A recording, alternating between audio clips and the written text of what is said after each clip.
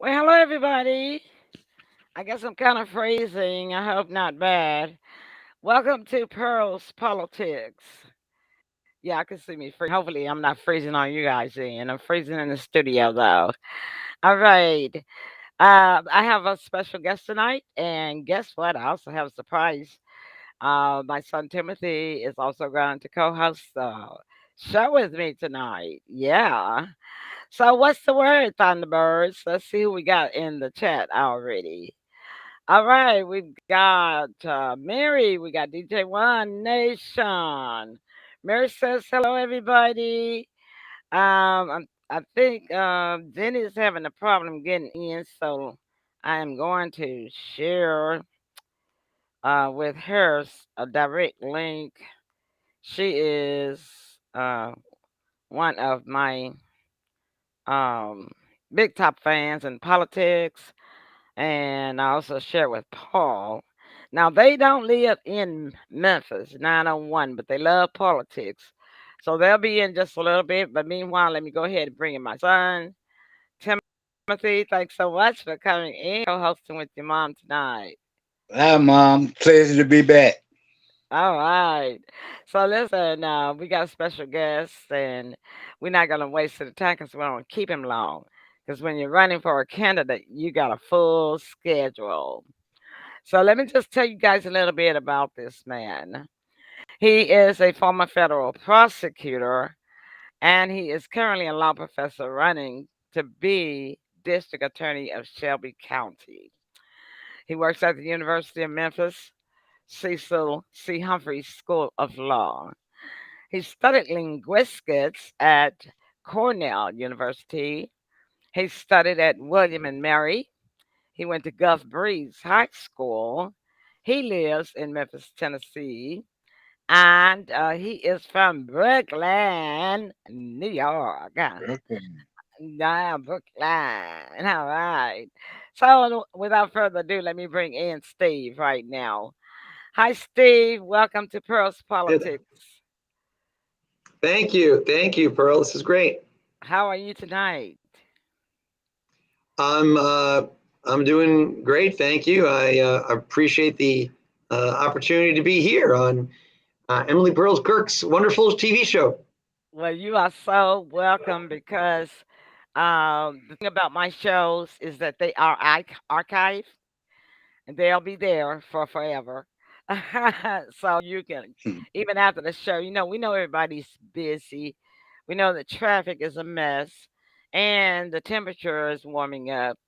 So people are out, but people always come back and watch my shows on the replays. They like to watch it at their own convenience. That's one good thing I like about all my shows are archived. So you will be Yeah, able to share the link from this live broadcast over and over and over and over again.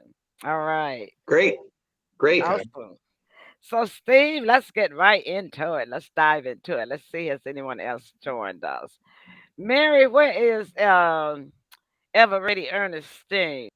I got a note from Jenny said she thought that she had made it in. They may be watching and just not. Oh, there she goes. Hi, Jenny. Welcome. I know you've been very busy. Where's Paul from Ontario, Canada?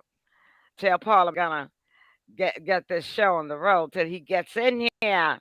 Hi, Ernestine. This is Ever Ready Ernestine. Ernestine says hello, everybody. And Jenny also says hello, everybody. Ernestine, share the show to all of your people because you got people here in Memphis. So have you, Mary. So have you, Jenny. Okay. Ernestine and Mary is in Michigan. Steve, they're in Kalamazoo, Michigan, but they have family here in Okay, Memphis. And great, so they can influence their family members. good. Tell them to vote for me. I know, right? That's what I'm saying. That's why I was saying, they got family members here. So I'm going to get out of here. Got to go to Messenger right quick. I had it pulled up with my questions and it disappeared, but I'm gonna get it right.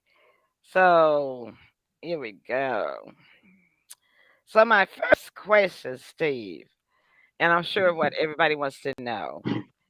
You are a law professor, so you do know a lot about the law. But why are you running for district attorney of Shelby County? Yes, well, thanks for the question and the opportunity. We have a real serious problem with our criminal justice system in Shelby County, and we're desperately in need of reform.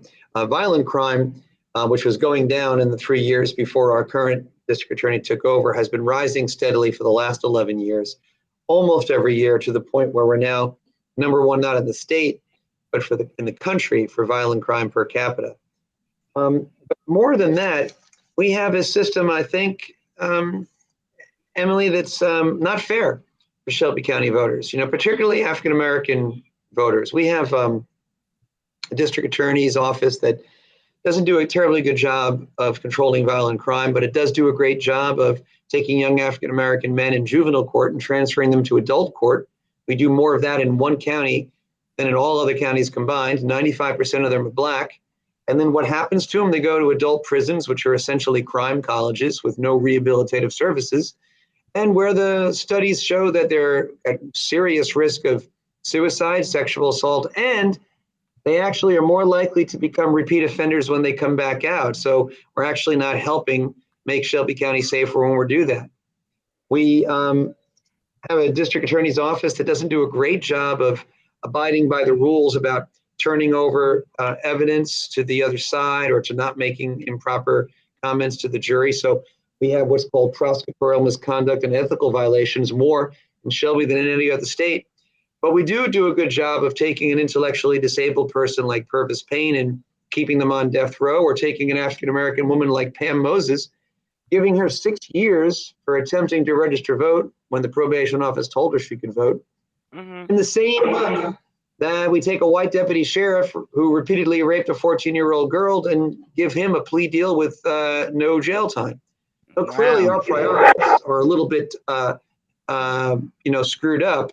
And I was recruited to run because I might have the experience and the profile where we could right some of those wrongs and put our criminal justice system on a reform track. Well, that sounds great. Tim, what do you think about that? Sounds great. I agree. And which part did you particularly like that Steve just talked about? What grabbed your Well, attention? he was talking about the injustices that go on, and we really have that bad here. And like he said, with the high crime rate, especially since the gun laws have changed here, and you don't need a permit to carry. So to me, that's a recipe for disaster. I agree. Yeah, it is. And I watch a lot of political shows, and Hmm. they won't tell you this too much on local news, but Memphis is rated like number 2 in the nation for crime. But we were, but I think that New York just is bumped us down to number 3. And Mm. I don't mean to laugh. It's not anything funny about that. But I just don't know if Memphians and Shelby Countyans know that we have such a poor rating when it comes to our city. That's not great. Hmm. Okay, and so Steve, um, you just told us your some of your concerns also about the current DA. Do you know, or can I ask, how long has Amy been district attorney? Since 2011, so that would be 11, basically 11 years. It'll They be don't it'll be have a. close to 12 by the time the August election comes. You mean they don't have a cutoff for? I mean, look like it No, would only they be don't. 4 or 6. No, actually, there's no term limits, but also the term of office itself is 8 years, Mm. right? So 8 years of service each time. So If she gets reelected in August, there'll be another 8 years. So a grand total of 20 years that she will have been in office. Wow. That doesn't sound too good to me. It sounds like a Not to change me is either. definitely needed. What about I you, agree. Tim? Absolutely. So, mentioning some of the above things that you talked about, what are some things that you would do differently if you were DA? Well, there'd be a couple of things. Emily, first, I would create a conviction review unit like they have in Nashville, a dedicated team of people within the office, but separate and independent, who would take an objective look at past cases that maybe were problematic to see if there were some wrongful convictions or wrongful sentences. You know, it seems like every couple of months there's a headline out of Nashville about someone who's been exonerated and released because they were wrongfully convicted. And that's because of the work of their conviction review unit. I'd like to do something similar here. Amy Wyrick opposes it, but I think it's a good idea. Another thing I do is I'd reform the juvenile court system. You heard Lee mention how quickly and how often and how frequently we were to transfer juvenile defendants to adult court where they go into adult prison. I think I would reverse that trend. And finally, I think I'd also help out with fixing our bail system. We have a real problem here in Shelby County of people spending 18 months, 24 months longer behind bars at 201 Poplar who haven't been convicted of any crime yet. They're just waiting for their trial. They're waiting for the day in court. And the only reason they're waiting there is that they can't afford cash bail. About 25% of those people are there for more than 500 days. And the longer you're there, the more likely you are to be black. So that's racially skewed as well. Yes. So I think I'd create a system where, putting aside some very serious violent offenses, people would be presumed to be released while they were awaiting trial so they could continue with their jobs and their families and all of that, unless there was specific evidence that that particular defendant was either a risk of flight or a danger to the community. So I think those are three things that I would do from the start: the conviction review unit, juvenile court reform, and helping out with our bail system. That sounds like a plan, Steve. Those of you in the audience, what do y'all think about it? Those of you who are watching, y'all just listened. Jenny, what do you think about that? Ernestine, Mary, DJ. You know, I can absolutely agree with that because I'm a former deputy jailer from 201 Poplar, That's and right. I witnessed firsthand how the treatment and how the courts were bagged up. And like you say, you have people that are waiting for just their court day there in court. Sometimes I think the longest that I remember is it took them up to 5 years, Wow. and that's a long time. A lot of them, it's a slow process, very slow, and there definitely need to be some changes in the area. Wow. And what year was that you were deputy? Uh, Um, 2002, wasn't it? yeah, right around there. So that means that Amy was just coming in around that time, I guess, huh? Yeah, that sounds about right. Okay, so Jenny says, um, the people don't get to hear about the good news that happens, only the things that create chaos. Is that Hmm. an issue in consideration in your campaign and or job to come? Steve, that's a question from a Yeah, I think viewer. it's a good question, and I think it's a good point. And I think, if I were fortunate enough to be DA, I would try to encourage people to do mentorship, to mentor youth, and to engage in the community in other ways. And then there are positive stories that we can tell about successful mentoring programs and successful community watch programs and things of that nature. I myself mentored a young person through the Big Brother, Big Sister program from the time that he was 5 years old up until sending him off to college, really. In fact, I got the Tennessee Big Brother of the Year award in 2009. And I can tell you it was a really rewarding experience. And I think, that's the kind of positive messaging that we could do to encourage people to take more of an active role in helping with some of these crime problems that we have here in Shelby County. Yeah, I saw that. I saw you on TV. Oh, um, Audience, are you guys hearing an echo? When I talk from Steve's end, let me know. Um, because I will have him put on a headset. I'm hearing it on my end in the video. So we will see. But Ernestine says, Steve, that you are on yes. the right track because crime is high. The crime rate in Memphis is high.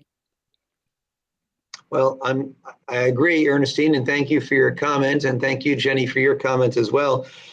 It really has been out of control. You know, there was just an article in the Daily Memphian today, which reported the statistics, and you know, even though there's been some claims that lately crime has been flattening, the rates show that we had a record number of murders in 2020, followed by another record topping the previous record in 2021.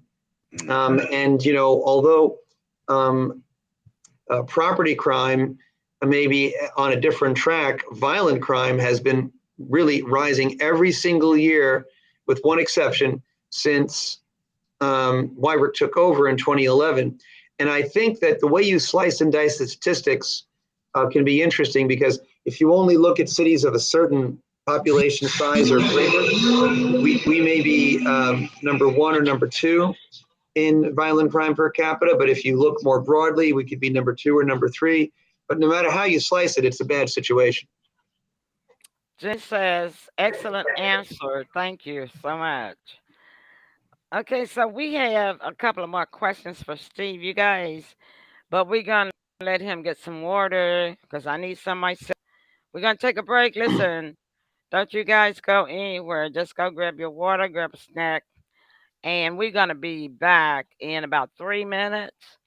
So while you're there, if you're not going to go grab anything, hit those like and love buttons and hit that share button, and we'll be right back. Oh, not that one. Sorry.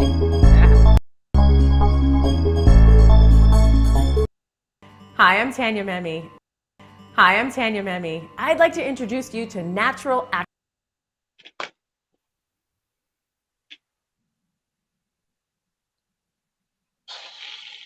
Okay, here we go. We get it.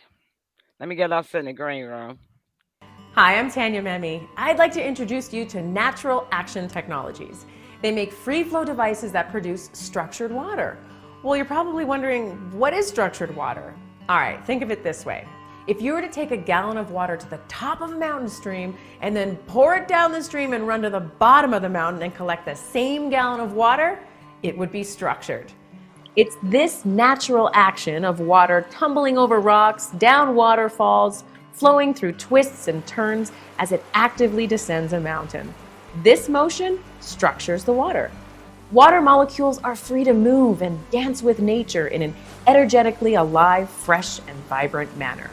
Through this process, the molecular structure of water is changed to reflect less surface tension, neutralize toxins, and clears memory and balance on a particle level. Drinking Natural Action structured water is the way nature intended water to be, from the source. It hydrates your cells, makes your skin and hair softer, and ladies, it also makes your nails less brittle. Here are some other benefits from drinking structured water. It helps to increase your mineral and medication absorption. It neutralizes all toxins from the source of the water, which allows them to flush through the body. You'll have healthier gardens and plants when watering with structured water. It's healthier for livestock, and your pets will love it, even fish.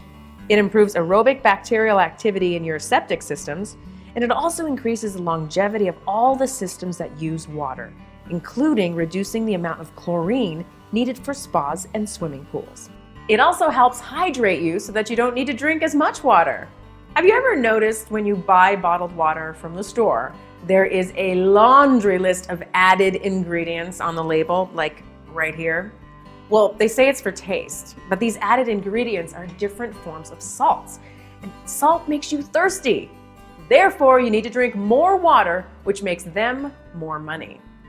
But with natural action structured water, you hydrate your body 30% more than with other water products. Our scientifically designed free flow devices come in several sizes depending on your use.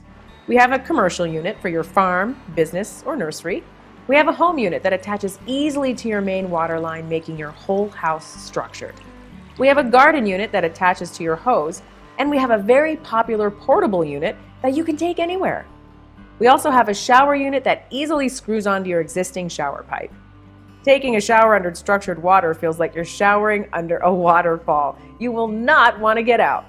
When you use natural action structured water on your plants and vegetable gardens, you can almost hear them grow.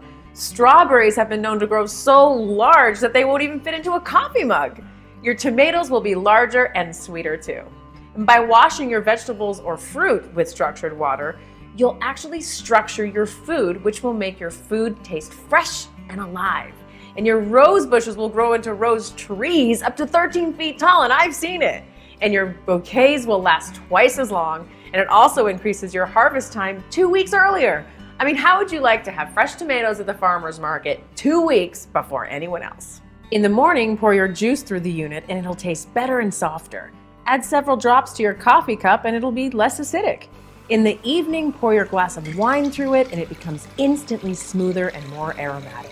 Our bodies are mainly made of water, so by drinking natural action structured water, your mental clarity will be brighter, your emotional state will be happier, body endurance will improve, you'll sleep more sound, and your body will heal faster. So when you care about the food you eat, you should also care about the water you drink. Natural Action Technologies devices provides the truest form of water on the planet.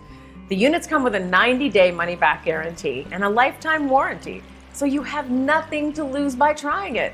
I did, and I love it. Give it a try. Your mind will thank you, your body will thank you, your plants, your pets will thank you, and your life will be enriched. We invite you to experience water in its highest truth. Here's to better health and well-being with Natural Action Technologies.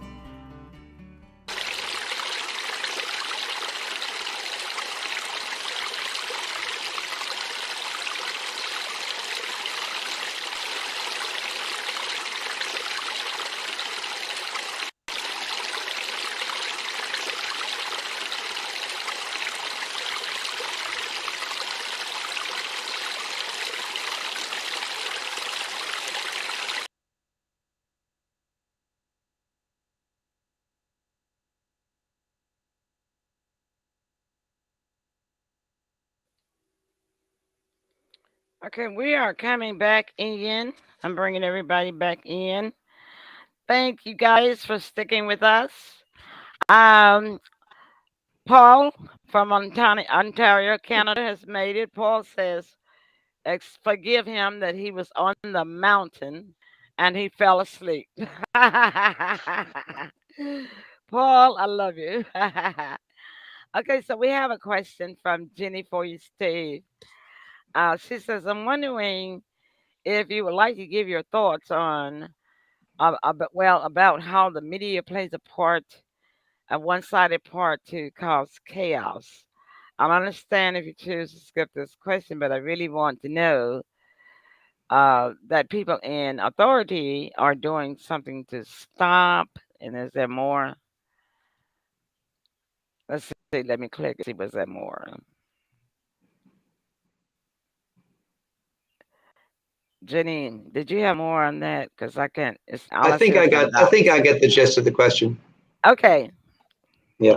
So, Jenny has a point. There's an unfortunate tendency in local news, particularly local television news, to emphasize the lurid details of the crime of the day.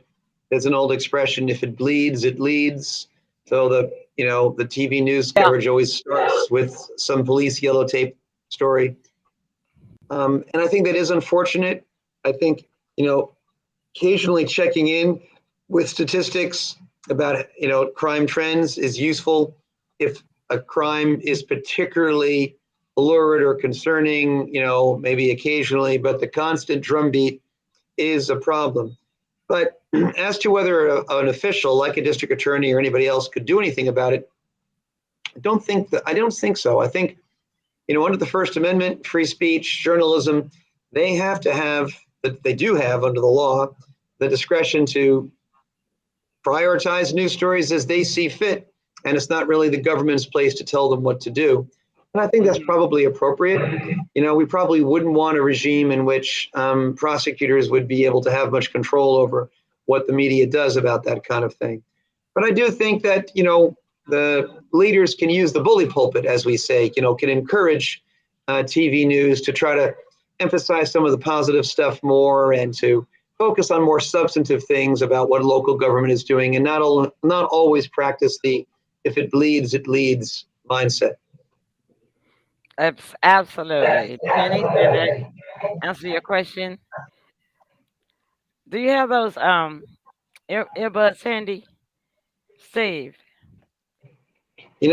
I'm not sure that they'll work, unfortunately. I don't think I have the kind that Ah, I could well, we don't want to lose you. Don't worry about it. Okay, so sorry. my next question is, why are you the best Democratic candidate?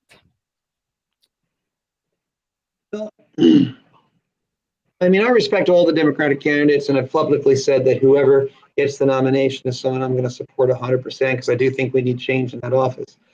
But Emily, I was recruited to run by reform-minded attorneys because they said they wanted somebody who had some pre-existing name recognition, who had held elected office before, who would at least run for office before. And I was the only person in the race that had those qualities.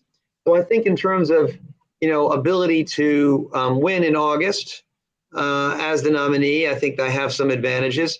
I also think that my experience in county government helps as well. I was on the county commission for 8 years, Yeah. and I've learned about county government. I've learned about the bureaucracy.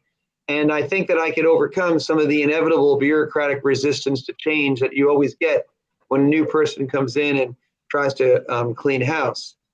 I also think that because of my relationships with other county officials, that'll help too. Like if I need the assistance of County Mayor Lee Harris to help reform the system, I think I can have that. He and I are campaigning together. We've co-endorsed. In fact, I'm speaking from a headquarters right now, a campaign headquarters that I share with County Mayor Lee Harris. If I think I need more money for, reentry services, for example, that's a county commission budget item. I used to be a county commissioner. I can go to them as my former colleague. So I think for all those reasons, I'm the best candidate. But of course, that's ultimately for the voters to decide on May 3rd. I actually have a picture of your card. Let's Ah, see if it's gonna come up. it does. We can Um, see it. yeah. Okay, so we have you standing there, looking all handsome. But let me tell you guys, Yeah. Steve is married. Steve is married. All right, ladies. Uh, endorsed by Am I Democratic breaking hearts Mayor out Lee there? Harris. Yeah, I think so. Um, I know Jenny. I think Jenny is single. I think I got single ladies in here. I'm kind of think of it. All the It single says ladies. this is the card. Yeah, it says here that you are endorsed by Democratic Mayor Lee Harris. When we think of criminal justice reform, we think of Steve Mulroy. Let's see if I can get that a little larger so they can see that. There we go. Y'all see the quote. The mayor, Shelby County Mayor says, when we think of criminal justice reform, we think of Mulroy. He has a head for the law and a heart for justice. I think that's pretty good. That's a pretty good recommendation there. Can't get any better than that, can it, Steve? Right. So, with that recommendation, like you said, that's going to put in a lot of votes for you. And a lot of people just really just know you. I've known you since about 2013. Mhm. Um, I forget about that place on Madison. We were at some sort of political event, and that's when I first met you. Okay. Jenny said, Jenny says, She is single and loving it. Have so many less problems. No having to worry about it. I know that's right, Jenny. On the back to the politics side, Paul says to reform the system, we need about 95% change in those elections for the future. So I think you're right. I know what you're saying. Some people can just stay in office too long. Just Yeah, stay in some positions too long. They just kind of get too laxed. You yeah. Well, know, Stagnant. yes. And on that point, it's just a little bit off topic from my DA's race, but I'll just notice that in order to address that concern about being into office too long, there was some proposal about term limits for city offices. And back in 2018, we had a referendum, I and remember. the city incumbents tried to pull a fast one by wording it in a misleading way that made it sound like they were going to be imposing term limits, but really they were going to extend the term limit from 2 terms to 3 terms to give them more time and power. And the voters overwhelmingly rejected that. They said they wanted to keep it with a 2-term limit. Hmm. I And right remember that. now, yep. And right now, your city council is trying to do the same thing again. They're once again trying to put on the ballot an extension of their time in office from 2 terms to 3 terms, even though we just had this debate and the voters spoke in 2018. So I'm asking you all to think, do referendums matter at all? When we vote in Memphis, does it mean anything, or do the politicians just think they can ignore it and just keep doing the referendum over and over again until they get the answer they want? Just a question. They really do that. They put the same referendums on there every time they get turned down from the people. They will not let the people speak. The people have spoken. Leave it alone. Right. But they keep doing the same. You're right about that, Steve. Okay, let's get to your other questions so that you can get busy on the campaign road. um, what does this mean for you personally? Well, it's a bit of a left turn career-wise. I was done with politics. I'm very happy as a tenured law professor at the University of Memphis School of Law, which has been very good to me. It's a great job. I love teaching. I love the students. I have summers off, which is a great thing to have in any job. If you can ever get a job where you have summers off, I recommend you keep it. But I was recruited to run, like I said before, and this is an opportunity, I think, to really make a difference in Memphis and Shelby County. The DA has such broad discretion over virtually every aspect of our criminal justice system that one person by themselves, swapping out a mass incarceration district attorney for a reform district attorney could really change the lives of thousands and thousands of people who are caught up in an unfair criminal justice system. So although it's not, what I thought I was going to be doing, it wasn't on any kind of long-term bucket lists. I see it as an opportunity to make a difference. Yeah, it was a great thing for Memphis when President Trump got Alice out of prison. The lady, what was her last name, Kim? Do you remember? Not offhand. Okay, so you have a question from Jenny that I don't know if you want to answer it. You can if you choose to. You could answer the first part or just answer the second part. Because I understand about when you're being a candidate for a position, you do have to be careful in what you say. So Jenny wants to know, do you agree that the 2020 election was stolen? That's part one. She also wants to know, and what she's saying that, and I do agree that there should be term limits. So I just want to pretext you again, Steve. You can feel free if you don't need. I want to answer the first part because as a candidate, Jenny, candidates have to be careful about what they say. So, Steve, what's your reply?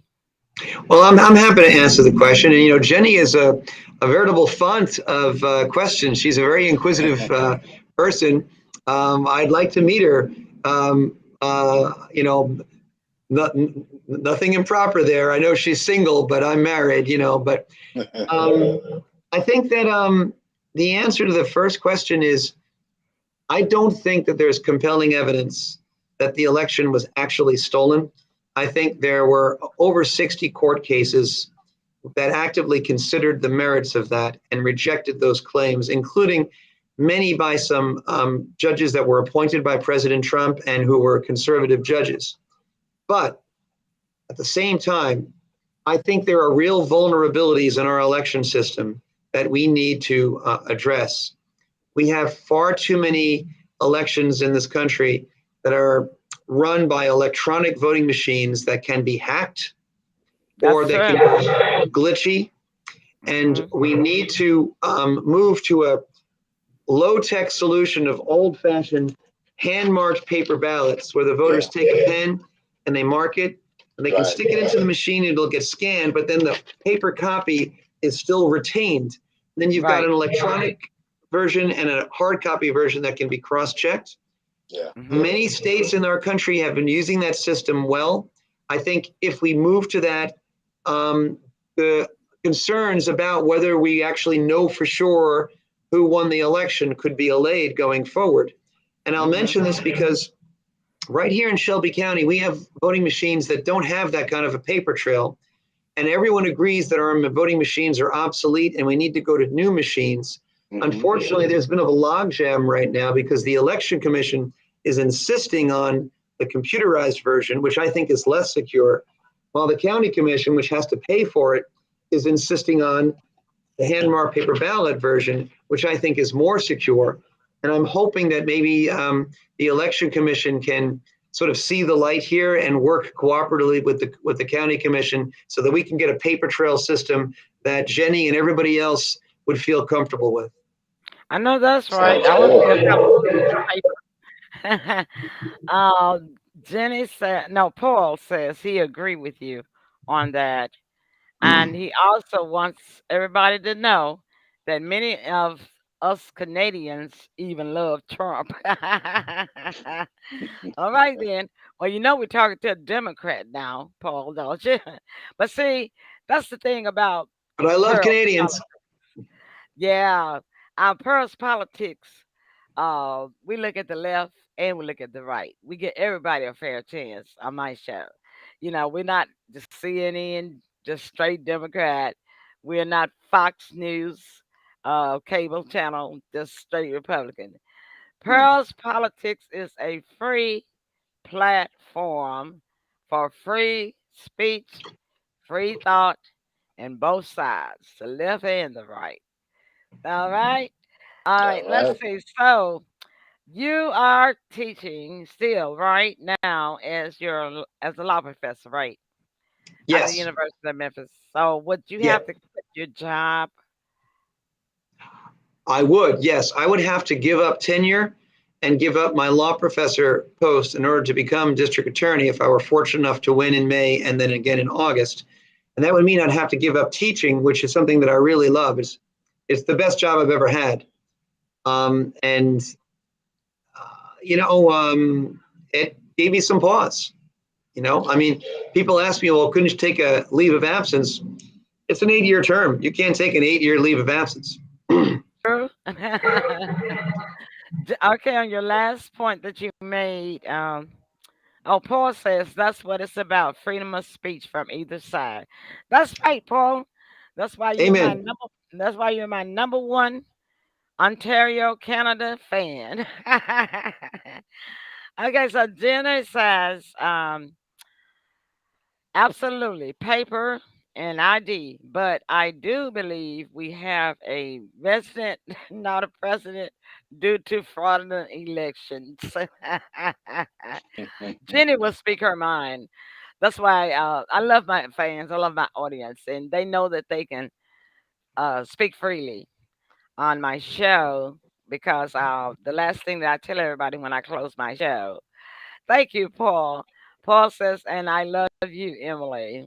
Well, look, you better let everybody in Ontario, Canada know that you love me so that when I come up there, they won't be looking at me funny, okay?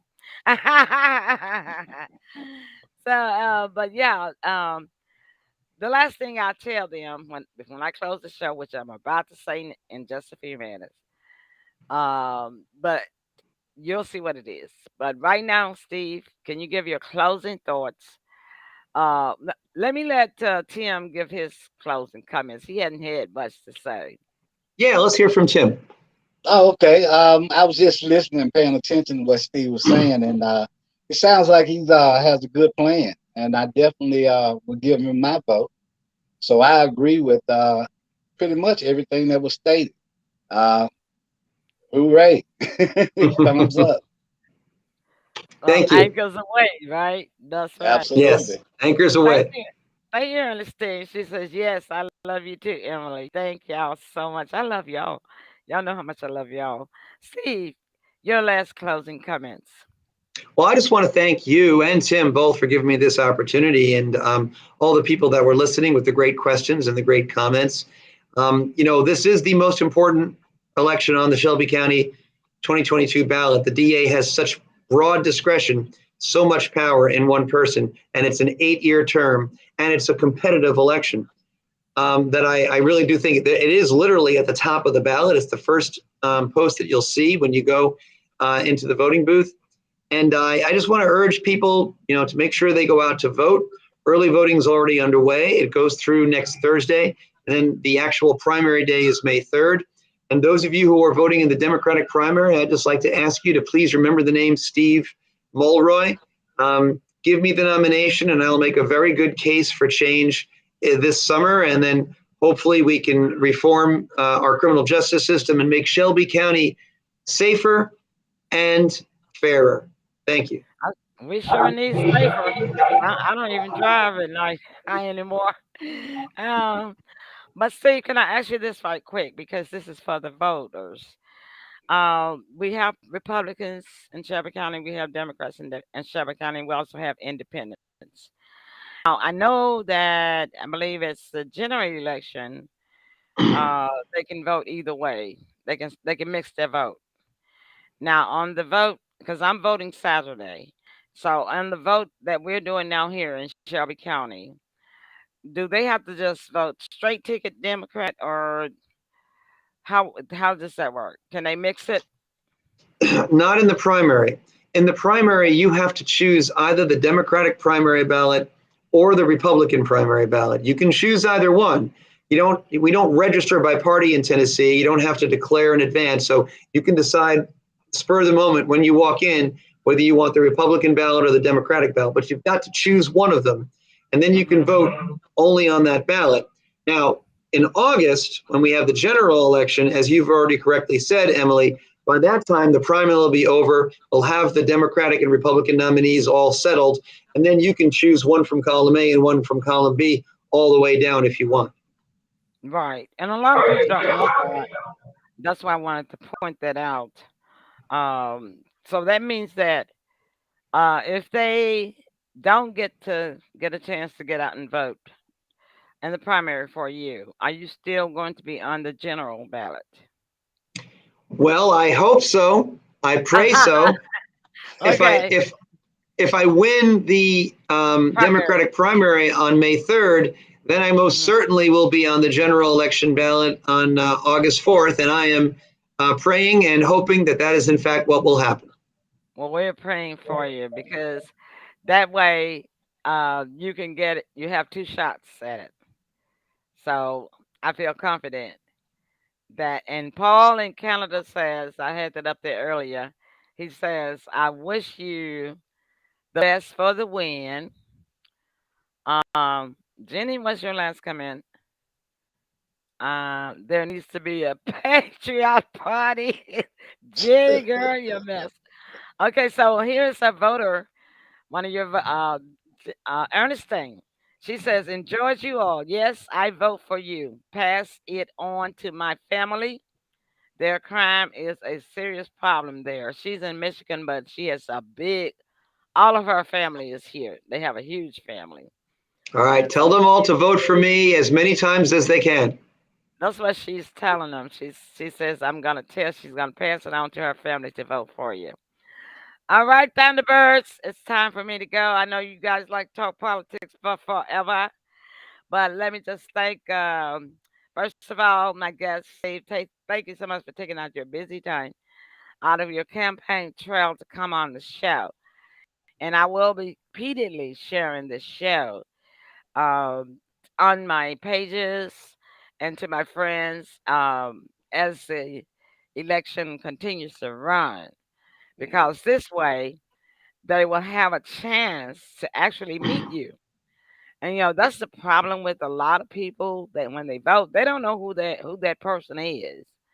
And this is Right. a way that I try to help the audience and people know who this person is. Okay, because if I see Right. this person, if I see a name, I don't know if I'm gonna vote for them or not.